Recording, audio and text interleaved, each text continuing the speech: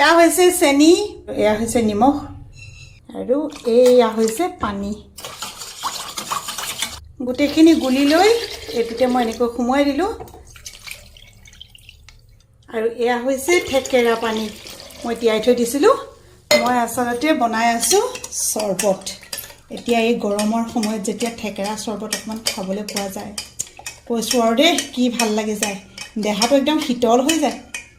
এতিয়া আমি চৰবত খাম ন দেহা, স্কুলৰ পৰা আহিছোঁ একদম গোটেইজন চৰবত দিম বুলি ক'লো নহয়, তুমি বোলে দৌৰৰ লগত থাকা দেই, ইমান ধুনীয়াকৈ আছে নহয়।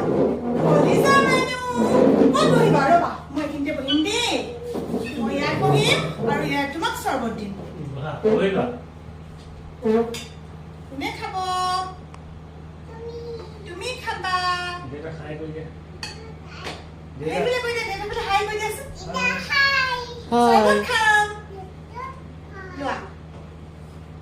মজানে মজানে কবা দেই।